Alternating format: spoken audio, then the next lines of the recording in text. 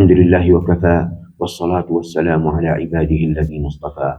أما بعد، أهلا وسهلا ومرحبا بكم مع أعزائي المتابعين. يقول ربنا جل وعلا في محكم كتابه الكريم: فستذكرون ما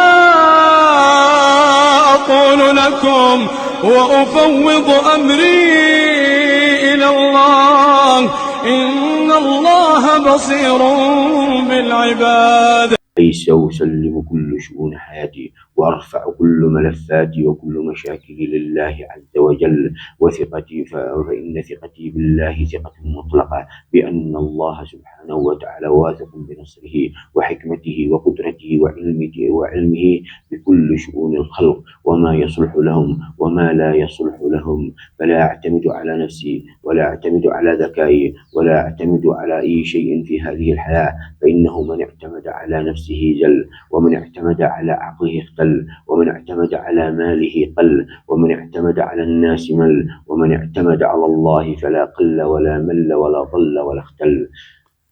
وأفوض أمري إلى الله، إن الله بصير بالعباد. الله عالم بأحوال العباد، عالم بمن سبحانه وتعالى بأحوال العباد، وعالم بما يصلح لهم. إذا من اعتمد على الله كل أموره لله، ورفع شكواه إلى الله، ومع ذلك فإنه يؤمن ويعتقد ويثق بأن الله سبحانه وتعالى أعلم بحاله من نفسه. ينتج عن ذلك أن الله سبحانه وتعالى سوف ينجيه من مكر الماكرين، ومن دسائس الناس ومكرهم ومكائدهم، وسوف ينصره عليهم وينجيه من كل مشاكل الدنيا. هذا، وصلى الله وسلم على سيدنا ونبينا محمد. ماذا استفدتم من هذه الآية؟ أرجو أن تكتبوا ماذا استفدتم من هذه الآية في التعليقات.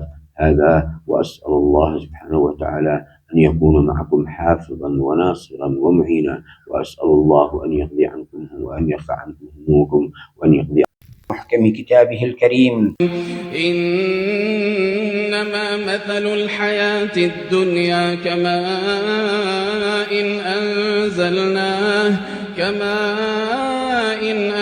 أنزلناه من السماء فاختلط به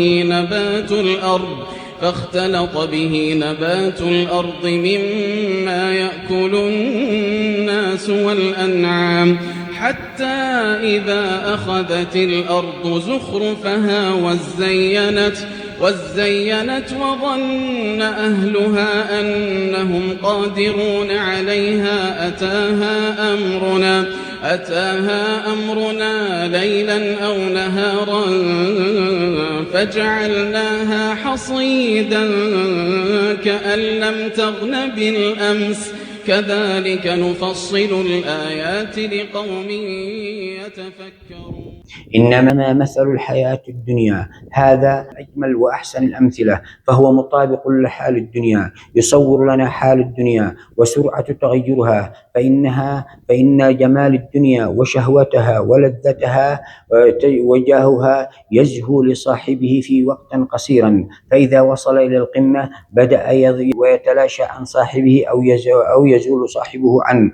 منها ممتلئ القلب من همها وحزنها وحسرتها، مما ماء أنزلناه من السماء، which that we send down from the sky. كماء أنزلناه من السماء فاختلط به نبات الأرض، أي هذا الماء المطر الذي ينزل من السماء ويختلط بتراب الأرض وينبت من جميع الأصناف، من جميع الأصناف من الفواكه والخضروات وجميع النباتات مما يأكل الناس والأنعام from and the animal eat، مما يأكل الناس والأنعام، حتى إذا أخذت الأرض زخرفها وزينت وظن أهلها أنهم قادرون عليها أتاها أمرنا ليلا أو نهارا فجعلناها حصيدا، أي هذه الأرض عندما هذه تنمو فيها جميع الأشجار وجميع النباتات وجميع الفواكه مما يأكل الناس ومما يأكل الأنعام من الفواكه والخضروات والنبات والحشيش، حتى إذا أخذت الأرض زخرفها وزينت ووصلت هذه الثمار إلى القمة